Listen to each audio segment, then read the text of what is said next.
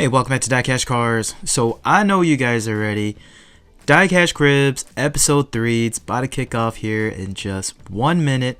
But I just need to introduce my boy DiecastZach over there from Instagram. Hopefully you guys are following him, and if you are, you know he's one of the hardest working diecast collectors out there. Everything from hunting all the general retail stores in his area to just knowing all the hot spots, to going to all the shows to get all the right pieces for his collection, guys. And he's going to showcase everything for us today.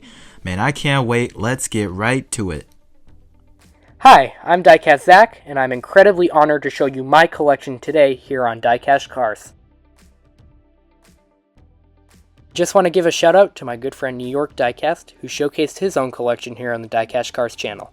Make sure to check out his video and don't hesitate to give him a follow. Here in this corner of the room is my extensive Super Treasure Hunt collection. I have almost every single Super Treasure Hunt from 2013 to present, and many older ones as well.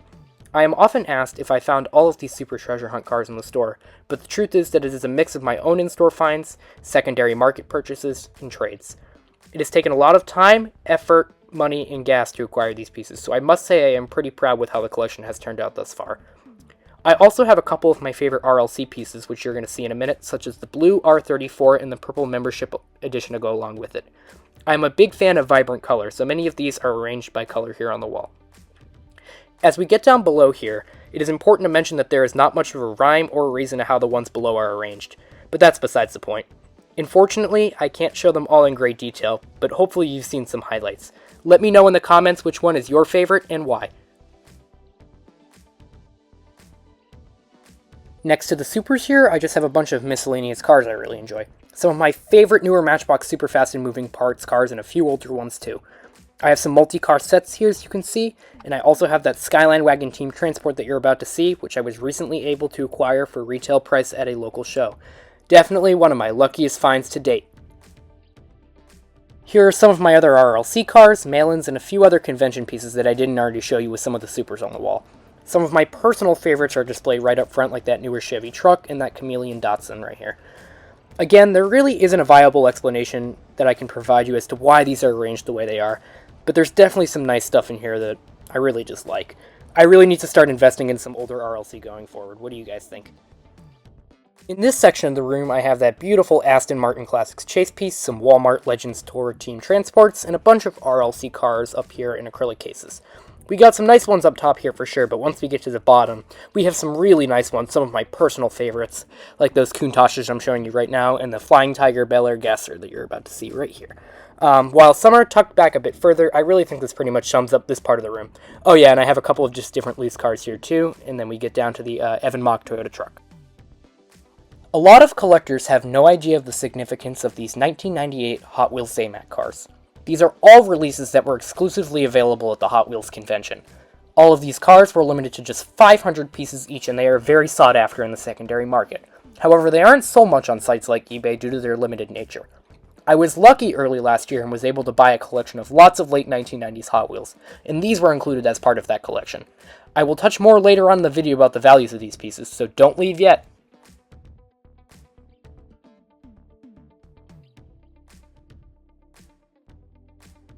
I think it's probably best to highlight some of the AMACs I just finished showing you guys in the last part of the video. Here is a Ferrari F40 AMAC, which I actually have two of, from the 1998 Hot Wheels convention. I originally paid $101 for the pair, which I thought was a steal. My second highlight is this 1998 Hot Wheels convention AMAC Mazda MX-5 Miata. We've seen several re-releases of this popular casting in the last 24 years. Originally, I believe I paid $70 for this car, which I thought was an excellent price. My final AMAC highlight is this Porsche Carrera, also limited to 500 pieces. I believe I purchased this car for about $40, which is extremely fair in my eyes. It's definitely a nice piece for any Porsche enthusiast to have as part of their collection. Continuing on with some more Porsches, I have this stunning 4-car Porsche set also from the late 1990s. This piece came from the same collection as the AMACs did. While I don't remember the exact price I paid for it, I know it was under $50. Also, I have this Motor Trend Edition Porsche 930 Turbo, which I acquired at a recent show for $20. After all these years, it is still in perfect condition. Next up for highlight number 5 is this beautiful Hot Wheels Classics Aston Martin chase piece. It has special paint, that foil circle flame logo that you could see up at the top right of the package, and it even has rubber tires. This was a lucky find for $10 at last year's toy show. Next up is the first 5 Hot Wheels Car Culture 0 out of 5 chase pieces, including that Mountain Drifters Nissan Skyline and that Corvette C8R. Sadly, I have not found one of these in the store yet, but I was lucky to get some great trade deals on these. For my 7th highlight, I have this cool combi 2015 Super Treasure Hunt. While it isn't my favorite Super, it is important to me because it was the first one I was able to find in the store. I found one at a grocery store while out of town visiting my family, and I think this particular one right in front of you came from my local Walgreens. Next up is this Datsun 510 pair that I absolutely love. Some of you will claim that it's overhyped, and it probably is, but the amount of detail on these cars is pretty incredible.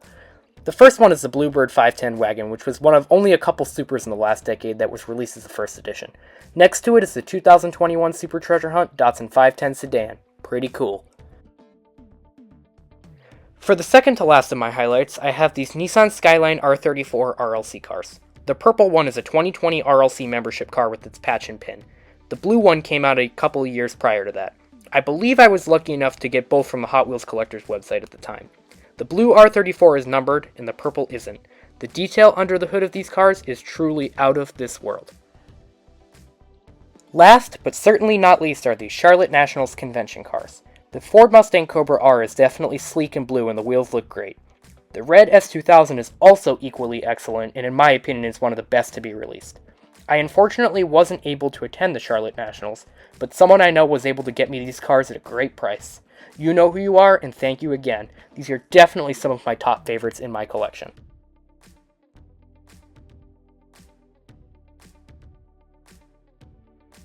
Here we have my full Super Treasure Hunt collection in these 8 RLC cars to go along with them. Value-wise, we are probably looking at anywhere between $7,000 and $8,000 for everything here in the secondary market. The biggest contributors to this assessed value is that blue R34 RLC that I showed you in the highlights, which is roughly $350 to $400. Also, the blue RLC Ford Mustang is also quite expensive, with a secondary market value of give or take $300. I have a few extra Supers in another room, but for the purpose of this video, I think it's just wise to show you guys these.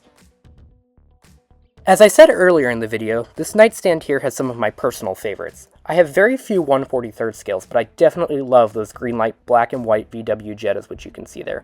I picked these up at the DieCast pub, which is effectively the green light store in Indianapolis. I think you're also able to see that Nissan Skyline Wagon Team Transport, which is roughly $60 to $70 on the secondary market right now. I also touched upon that Porsche Jet earlier, which is a personal favorite of mine, which is roughly about $120 on eBay. After doing some research and using my own estimates, there's probably about $500 worth of cars in this picture. These RLC cars and mail-ins are a little bit difficult to appraise here. That RWB Porsche hanging out on the left in the front there is one of the more valuable pieces here, fetching a little bit over $200 on the secondary market.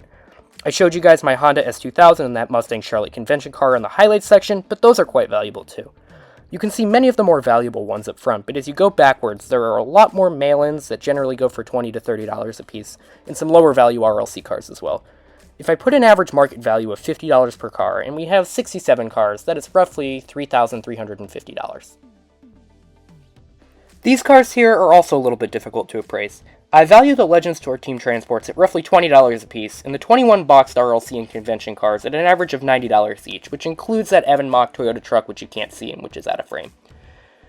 Also, we can't forget about that Aston Martin chase piece that I showed you in my highlights section, which is roughly $75 on eBay historically, despite no recently sold listings. If this all added up, I think it would tally to pretty much exactly $2,000.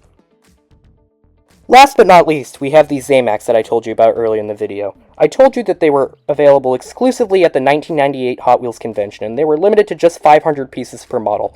The Audi Avis and the Driven to the Max are probably about $30 a piece based on what I've seen in the past for sold listings, definitely being the cheapest ones here. There's one Avis and 2 Driven to the Maxes, so we'll say that's roughly $90. Next, at the time of filming this, the Auburn 852 AMAC is sitting for right now on eBay for sale for about $50, with multiple watchers. For the purposes of this video, I'm going to value it at $40. I cannot find any sold listings on the 32 for it, but I'll guess that's maybe about $60. The two limousines and the Street Beast have all recently sold on eBay for about $50 a piece, and since there's three, that's $150. The Camaro race car sold recently for about $45 including shipping, but I've seen them sell much higher in the past, so I'm just going to simply value that one at $60. Now I'd say it's time to get into some of the more interesting stuff. The Range Rover on the bottom there recently sold on eBay for about $100, and the Porsche Carrera also recently sold for $215. I also have 4 Jaguar XJ220s here, and one recently sold for $100, so that's another $400 to the tally, seeing we have 4. The Miata up top there is probably the favorite of almost all viewers here, I would think, and there are 3 recently sold listings on eBay, one for about $475, one for $650, and one for $900. If I average that out, I'll value this Miata at give or take about $700. Last but not least is the pair of Ferrari F40s. One recently sold on eBay for $610, and I've seen them sell for up to $1,000 in the past. For the purposes of the simplicity of this video, I'm going to value them at $700 a piece, which is $1,400 for the pair. Now, with these said values, if I add them all up, I'm going to value all of these AMACs at a total market value of roughly $3,200. After a brief tabulation of all the values that we just discussed, it's safe to say that everything here is approximately $16,000 to $17,000. I hope you enjoyed taking a look at just some of my collection today.